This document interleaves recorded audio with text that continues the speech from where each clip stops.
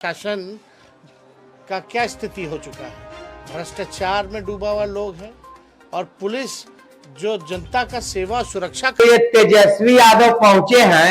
ये वीडियो मधुबनी बेनीपट्टी का है। जी हाँ, मधुबनी बेनीपट्टी का ये वीडियो है और ये मौलाना साहब अपने ससुराल से आ रहे थे और जब ससुराल से रिटर्न आ रहे थे तो बीच में पुलिस का चेकिंग हो रहा था, बाइक का चेकिंग हो रहा था। तो उसी बीच में मौलाना साहब वहां पे पहुंचते हैं और जब पुलिस की तरफ से मौलाना साहब को रोका जाता है तो मौलाना साहब रुकते नहीं हैं, वहां से अपना गाड़ी को स्पीड करते हैं और भागने लगते हैं। जब मौलाना साहब वहां से भागते हैं तो पुलिस की तरफ से इनको पीछा किया जाता है। ठीक है ना, बताया जा रहा है कि पुलिस की तरफ से पीछा किया जाता है और पीछा करने के वक्त ये मौलाना साहब गिर जाते हैं। ठीक है, और गिरते हैं उसके बाद पुलिस इनको अपने कस्टडी में लेता है और पुलिस ले जाता है थाना ले जाने के बाद सीसीटीवी कैमरे की निगरानी में मौलाना साहब से पूछताछ होता है। उसके बाद 25,000 के बॉन्ड पे मौलाना साहब को छोड़ा जाता है, ऐसा न्यूज निकल करके आ रहा है।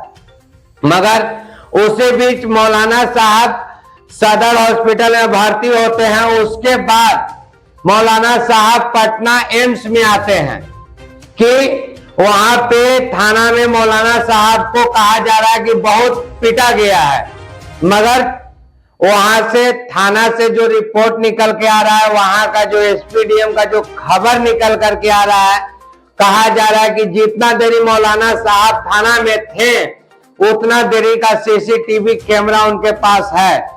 मगर तेजस्वी यादव की जैसी खबर मिलती है और तेजस्वी यादव के कान में ये भनक गया तो तेजस्वी यादव उठे और वहां से सीधा मौलाना साहब के घर पे चले गए मिलने। अब आप ही बताइए कि तेजस्वी यादव मिलने चले गए कि EMI समीकरण बनाने चले गए। जी हाँ दोस्तों, क्योंकि तेजस्वी यादव सीधा मौलाना साहब के घर पे जाते हैं और साथ में बाहुबली नेता अशोक चौहान के साथ निकलते हैं पटना से और सीधा जाते हैं मधुबनी। बाकी आप लोग तेजस्वी यादव का बयान सुनिए और उसके बाद पुलिस का भी आप लोग बयान सुनिए कि क्या कहा जा रहा है इस घटना पे। ठीक है ना, उसके बाद हम लोग बात करेंगे दोस्तों।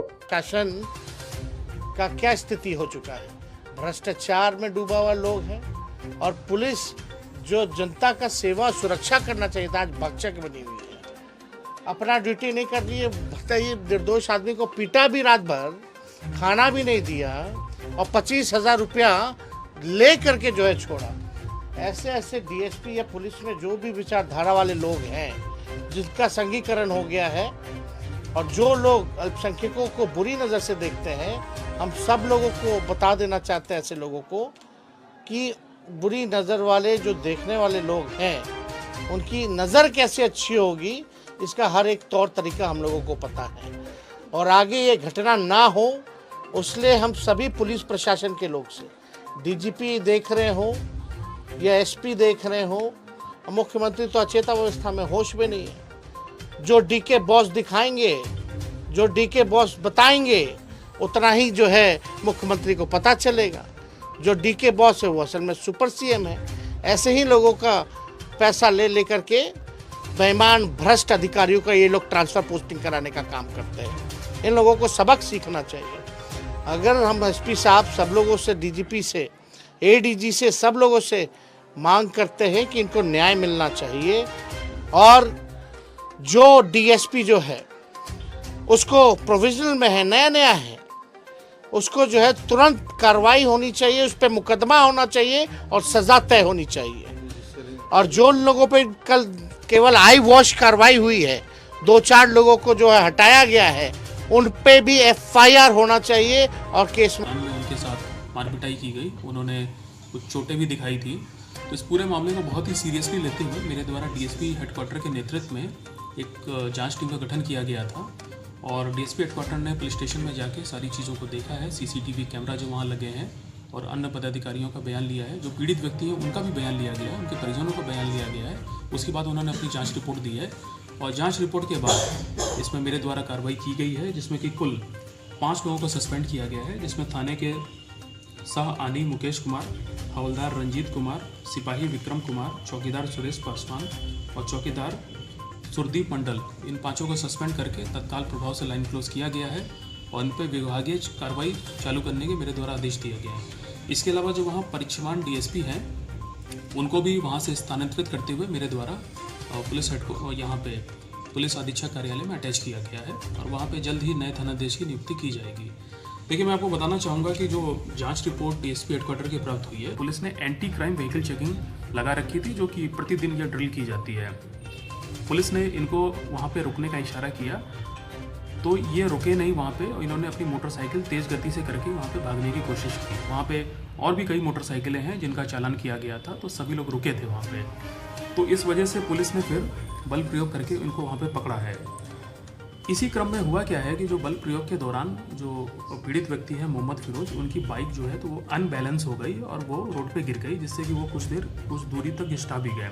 उसके बाद पुलिस ने उनको उठाया है, फिर उनको पुलिस गाड़ी में बैठाया है और वहाँ से फिर बेनीपट्टी थाना पुलिस उनको लेके गई और थाना पे लाने के बाद उनको सृष्टा कक्ष में सीसीटीवी की निगरानी में ओडी पदाधिकारी के देखरेख में वहाँ पे उनको बैठाया गया। दोपहर में मोहम्मद फिरोज ने अपने मोबाइल से परिजनों से बात की, उन्होंने परिजनों को जानकारी दी। उसके बाद उनके जो परिजन हैं उनकी मोटरसाइकिल के कागज़ पुलिस स्टेशन पर लेके आए। पुलिस ने जब पाया कि गाड़ी का जब सत्यापन पूरा किया तो उसके बाद शाम को पीड़ित व्यक्ति के 2 रिश्तेदारों को बुला के एक पीआर बॉन्ड पे छोड़ के भरा करके उनको छोड़ा गया। उससे कहीं से ऐसा प्रतीत नहीं हो रहा है कि पुलिस स्टेशन के अंदर उनके साथ किसी ने मारपिटाई की है और इस चीज़ के कोई साक्ष्य भी नहीं मिले हैं और फुटेज इसी चीज़ को बता रहा है कि इस प्रकार की कोई मारपीट थाने में नहीं हुई है। लेकिन मैं ये बताना चाहूँगा कि जांच में ये चीज़ स्पष्ट हुई है कि वाहन चेकिंग के क्रम में गाड़ी जब ये तेज़ करके भाग रहे थे, उस दौरान पुलिस ने जब इनको पकड़ने का प्रयास किया तो वहाँ पर बल का प्रयोग किया और संभवतः उसी कारण इनको चोट लगना प्रतीत होता है। तो इस पूरी चीज़ को और इसके अलावा कुछ गलतियां हैं जो थाने पे जो उस समय पदाधिकारी थे उनसे गलतियां हुई हैं। जैसे कि देखिए, थाने पे ओडी पदाधिकारी की ये जिम्मेदारी होती है कि यदि कोई व्यक्ति उसको कहीं भी थोड़ी बहुत भी चोट लगी है तो वो जब पुलिस स्टेशन आता है तो उसका मेडिकल चेकअप कराना चाहिए। ये वहाँ पे जो ओडी पदाधिकारी है ये उन्होंने नहीं कराया और यही नियम कहता है, तो इनकी वहाँ पर लापरवाही पाई गई है।